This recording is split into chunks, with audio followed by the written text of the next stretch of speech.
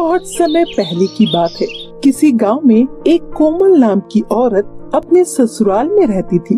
कोमल का रंग दिखने में काला होने के कारण उसके पति अशोक और सास सावित्री ने आज तक उसे अपनाया ही नहीं था। लेकिन फिर भी कोमल अपने पति को खुश करने के लिए भिन्न भिन्न प्रकार का खाना बनाकर उसके टिफिन में पैक कर देती थी। सुनिए जी, मैंने आपका टिफिन पैक कर दिया है, आप ऑफिस में खाना लेकर चले जाइए। आज मैंने आपके लिए खीर और पराठे बनाए हैं। मुझे माँ जी ने बताया था कि आपको खीर और पराठे बहुत पसंद है। और यो कलमोही, मैंने तुझे कितनी बार बोला है कि मुझे तेरे हाथ का गंदा खाना नहीं खाना है, लेकिन तू मेरी सुनती ही नहीं है। मैंने तुझे कितनी बार कहा है मुझे बाहर का खाना बहुत पसंद है, इसीलिए मैं बाहर ही खा लूंगा।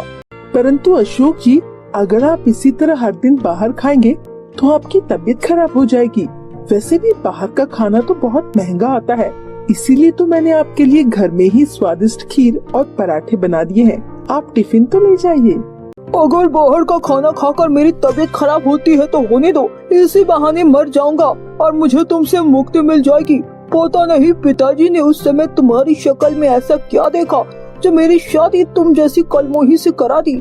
मैंने सोचा कोई बात नहीं, काली बीवी ही सही, परंतु दहेज में बहुत सारा धन मिल जाएगा। परंतु तुम्हारे पिताजी ने तो तुम्हें खाली हाथ ही मेरी चिंता बढ़ाने के लिए मेरे घर पर भेज दिया और दहेज के नाम पर सिर्फ 10 तोले की एक सोने की चेन लेकर आई है।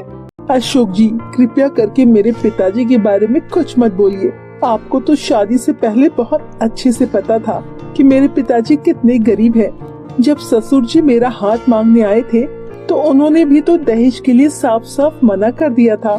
कोमल, अब तुम रहने ही दो। मुझे लगता है तुमसे बातें करना मतलब दीवार में सर मारना है।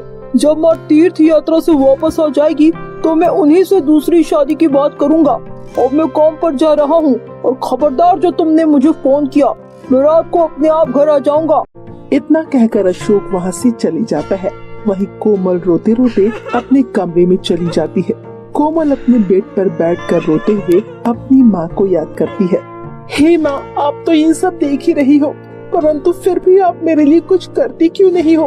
आप तो मुझे छोड़कर बचपन में ही स्वर्ग चली गई थी। पिताजी ने मेरी शादी अशोक जी से करवा दी। मेरी शादी को 1 साल होने वाला है, परंतु आज तक अशोक जी ने मुझसे अच्छे से बात नहीं की। आज तो उन्होंने मुझसे कहा कि वो दूसरी शादी कर लेंगे। इसी तरह कोमल अपनी माँ से बहुत देर बातें करती है और बहुत देर तक रोने के बाद कोमल को हल्का महसूस होता है। इसके बाद कोमल अपने घर की साफ सफाई के लिए कमरे से बाहर जाती है। इसी तरह दिन निकल रहे थे और एक दिन अशोक की माँ सावित्री तीर्थ यात्रा से घर वापस आ जाती है। घर आते ही सावित्री अपनी बहू को ताना मारती है। हाय, मेरा बच्चा कितना सूख गया है। ऐसा लग रहा है मानो जिस दिन से मैं तीर्थ यात्रा पर गई हूँ ये कलमुही अकेले ही घर का सारा राशन खा लेती थी। मुझे जाए हुए यहाँ अभी 1 महीना ही हुआ है और मेरा बेटा सूख कर कांटा हो गया है। जब से इस कलमुही के गंदे पैर हमारे घर पर पड़े हैं, मुझे लगता है तब से हमारे घर की रौनक ही चली गई है।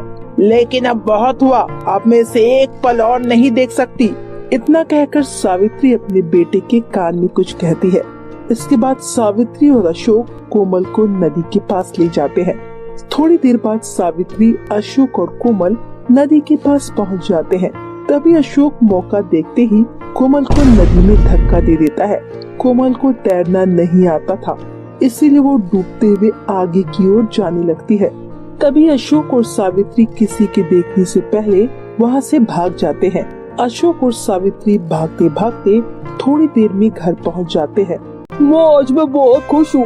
आज हमारा उस कलमुही से पीछा छूट ही गया। आज मैं इतना खुश हूँ मानो मेरे गले में फंसी हुई हड्डी बाहर निकल गई हो। हाँ बेटा, आज तो मैं भी खुश हूँ। आखिरकार वो कलमुही हमारा घर छोड़कर चली ही गई। अब मैं जल्दी से तेरी दूसरी शादी करवा दूंगी। उसके बाद तुझे बहुत सारा दहेज मिलेगा और उस दहेज से तू अपनी एक परचून की दुकान खोल लेना। इस तरह सावित्री और अशोक आपस में बातें करके बहुत खुश होते हैं। वहीं दूसरी तरफ कोमल पानी में बहते बहते एक झरने के किनारे पहुंच जाती है। थोड़ी देर बाद जब कोमल को होश आता है तो वो अपने आप को एक झरने के किनारे पाती है। वो झरना कोई जादुई झरना लग रहा था। तभी कोमल आगे बढ़ती है तो वो देखती है कि वहाँ पर कुछ परियां पानी में नहा रही है। ये देखकर कोमल को कुछ समझ नहीं आता। तभी वहाँ पर एक परी प्रकट हो जाती है और कोमल से कहती है, परी लोक में तुम्हारा बहुत बहुत स्वागत है। बच्ची, तुम्हें हैरान होने की जरूरत नहीं है। ये हम परियों का जादुई परी लोक है। यहाँ पर दुनिया भर की सभी खूबसूरत परियां एक साथ रहती है और सभी छोटी परियां एक साथ स्कूल में जादुई शिक्षा लेती है। परंतु तुम यहाँ पर क्या कर रही हो? यहाँ पर तो कोई भी मानव नहीं आ सकता। परी जी, ये सब मुझे नहीं पता, मैं यहाँ पर कैसे आ गई। दरअसल मेरे पति और मेरी सास ने मुझे नदी में धक्का दे दिया था और उसके बाद मैं बेहोश हो गई थी। जब मेरी आंखें खुली तो मैं यहाँ परीलोक में झरने के किनारे लेटी हुई थी। अच्छा बच्ची, ये तो तुम्हारे साथ बहुत बुरा हुआ। तुम्हारे पति और सास ने दहेज के लालच में तुम्हें नदी में धक्का दे दिया। परंतु तुम चिंता मत करो, अब तुम हमारे साथ परीलोक में ही रहना। मुझे लगता है तुम्हारा दिल दूसरों के लिए बहुत साफ है, इसीलिए तुम अपने आप परीलोक में आ गई हो। परंतु अब तुम चिंता मत करो, चलो मैं तुम्हें परीलोक दिखाती हूँ। इसके बाद कोमल उस परी के साथ परीलोक में घूमने लगती है। कोमल चलते चलते देखती है कि वहाँ पर कुछ परियां खेल रही है। इसके बाद कोमल और आगे चलती है तो वो देखती है वहाँ पर कुछ परियां रानी परी से जादुई शिक्षा ले रही है। इसके बाद कोमल भी रानी परी के पास जाती है और वहाँ से जादुई शिक्षा लेने लगती है। इसी तरह कुछ दिन बाद कोमल भी पूरी जादुई शिक्षा ले लेती है और अब वो जादू कर सकती थी जो कि दूसरी परियों को आता था। इसी तरह कुछ दिन बीत रहे थे।